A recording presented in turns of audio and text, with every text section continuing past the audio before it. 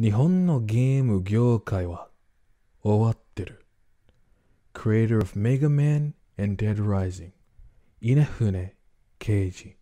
The teens decade brought a lot of prosperity to Western developers with the rise of many franchises. But the country that held the gaming industry on its back for nearly 4 decades was in a rather peculiar spot. The 2010s, the decade that almost killed the Japanese gaming industry. Whew! Now that bleak intro's out of the way, can we get a wellness check on Capcom developers? Cause Jesus Christ! マジでクレイジーだな。Fallen Kingdom.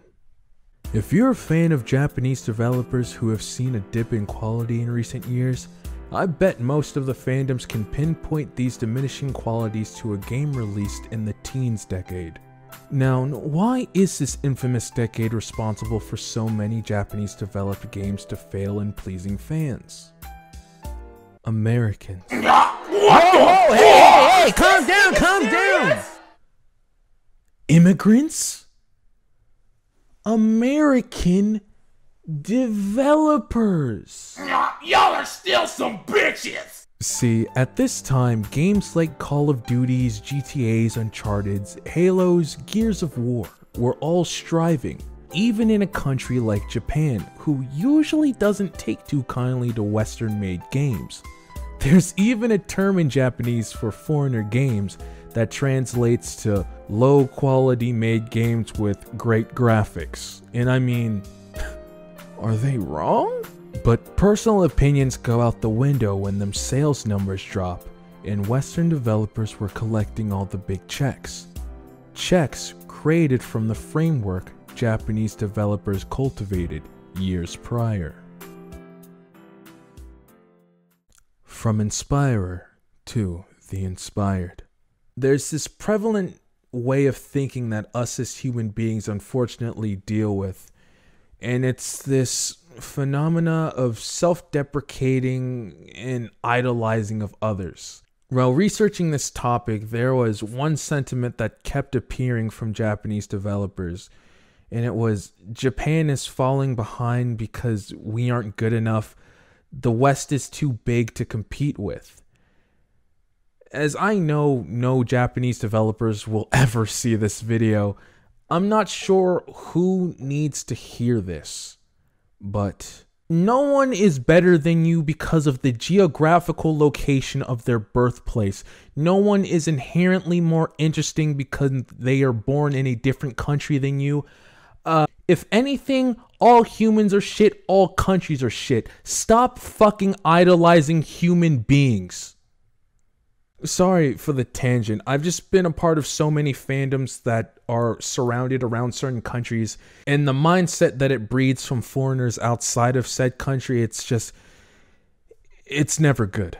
But unfortunately for some Eastern devs, the West became their idols. Many Japanese games even got rid of their native studios and chose to have their Japanese titles developed by fully Western teams.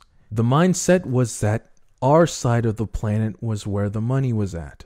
And while that arguably is true, there was just one thing Eastern developers failed to realize. What the hell? Don't order sushi from Pizza Hut. One thing people can learn from making friends from people of different cultures and different backgrounds and nations is, even though fundamentally we are pretty similar, there are some key cultural differences. I love my Western games. I love my Eastern games. What I don't like, however, is when motherfuckers try to blend those bitches like a milkshake. There's a certain feel with Eastern games that the West can't replicate. There's an aura to Western games that the East can't replicate. When you try to forcefully blend these two different ways of thinking together into a single package, the final product just feels like a shell of its original vision. Thankfully, this horrifying era for Japan has seemingly come to an end, with financial failure after failure trying to appease the crowd.